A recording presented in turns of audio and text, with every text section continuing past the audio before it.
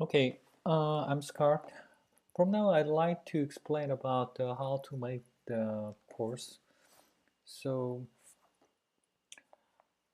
in the end of this classes, you can understand how to uh, make the course and how to set up the courses and also you can when you are try to create courses. Uh, what aspect of the pedagogical things could be considered, and also you can understand the coursework structures too. Uh, as I told you in the last classes, courses that this general spaces and models where teachers and add learning materials for their student.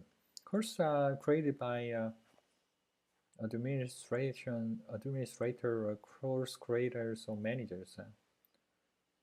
Then the teachers just added the contents and reorganized them according to their requirements. Before you start to create the courses, uh, you need to think about categories. Usually, categories the places you want your course to be.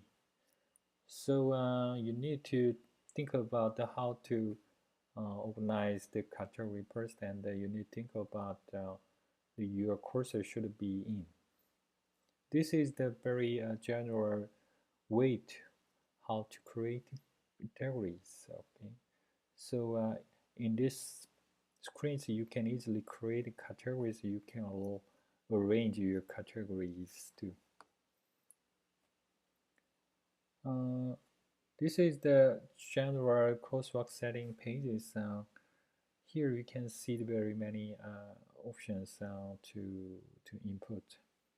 First time you need to think about the course pooling. This is the name of the course. It is displayed as a link on the course list on the front page and my home and the reports. It is used to be in the browse title bars where the course is viewed. Username is a very shorthand way of referring to a course such as code names, something like that. If, even if you don't not already have such a name, you make one here. So it will be used in several places where the long name is not appropriate. Course category is the it's just before I mention about that. This is um, the courses also should be in some specific groups. And course categories may be reflected in the navigation blocks too. And also you can decide when to start your courses with the course start date. This setting affects the display of logs and the weekly format topic date. So if you use the weekly course format, the start date will appear in the first section of the courses.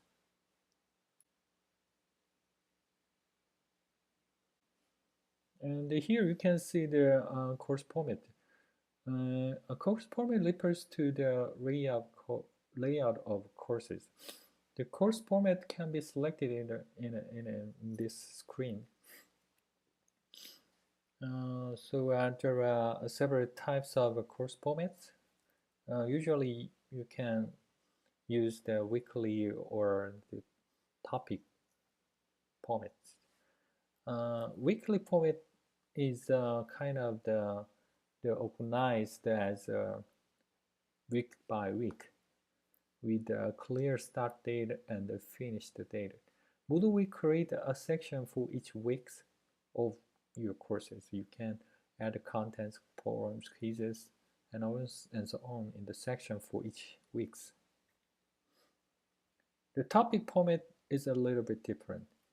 Uh, The course is organized into topic sections that teachers can give titles to. Each topic section consists of also activities and resources and waiver, something like that. But it almost looks as a similar, but it depends on the policies of how to operate your course.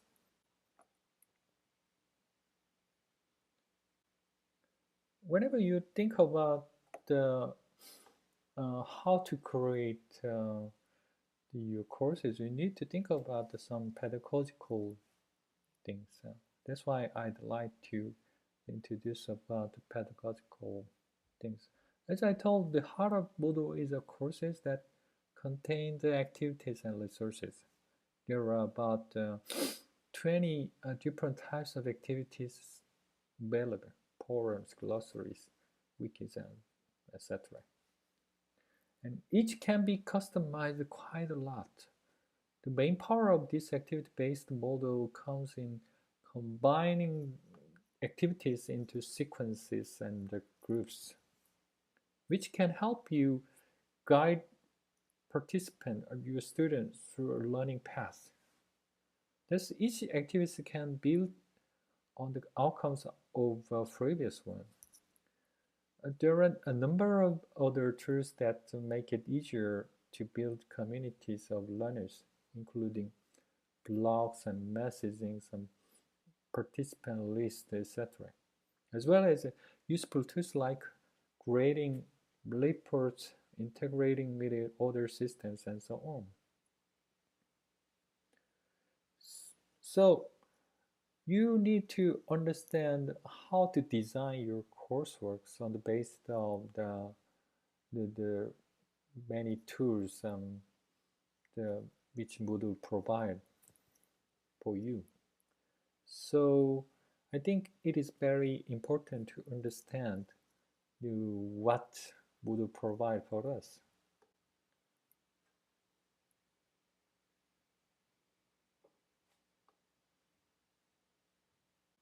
So this is the usual course structures. This is the very standard samples, and this is the weekly format coursework. There are many course options that determines a course appearance and make it look very different from these examples. These examples has a header, a footer, and three columns in the middle. In the column left, you can see the course pull names and navigation bars and navigation blocks, administration block, the switch loads to user profile settings and site administrations. In the center, you can see the section header news topics, and on the current weeks and the first sections and the future week, and so on. And the right columns, and you can see the login informations and turning editing on buttons and less to use and some other blocks.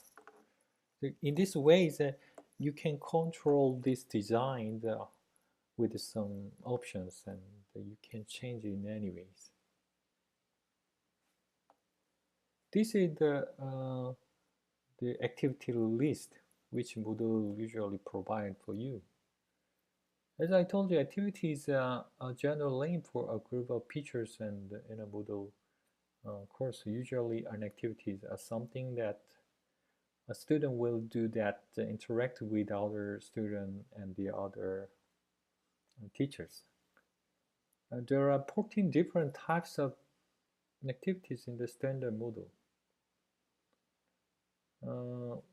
It could be found that when you enable the editing on buttons.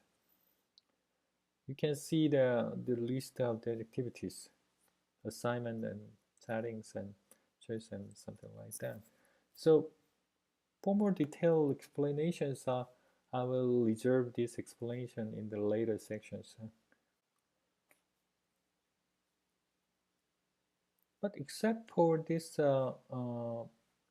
native activities, you can also um, use the very many external tools. External tools enables the Moodle user to interact with um, other third-party solutions or third-party resources on the other websites. So also Moodle have a very many ways of accessing the multimedia files of multimedia resources.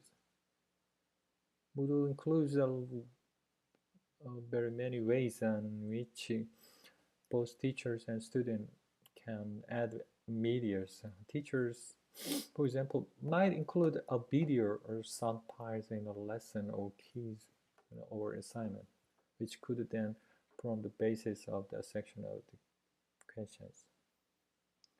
Video, audio, images, media embedding resources, any kind of media files could be embedded in the Moodle pages, and then you can display all the resources. Student could also add on images or to a forum discussions, glossary or database too. It is also possible to embed code from the site such as Google Maps or YouTube, something like that. For sound and video to be displayed in their own players, the remaster needs to enable the multimedia plugin filters. It's not a big deal, but anyways, it's a very tricky things to enable that. There are several repositories housing medias such as YouTube or that Flickrs, which may also be enabled by the only administrators, so the user can select from these locations. Okay, this is the all. In these classes, you understood how to make the categories and how to make the courses and how to set up the courses, and also uh, to better uh, efficient for better efficient course workings, you need to think about how to arrange your activities and resources in the pedagogical ways in the courses. Okay, that's all. I will explain about how to enroll students or teachers in the next classes. Thank you for listening. See you later.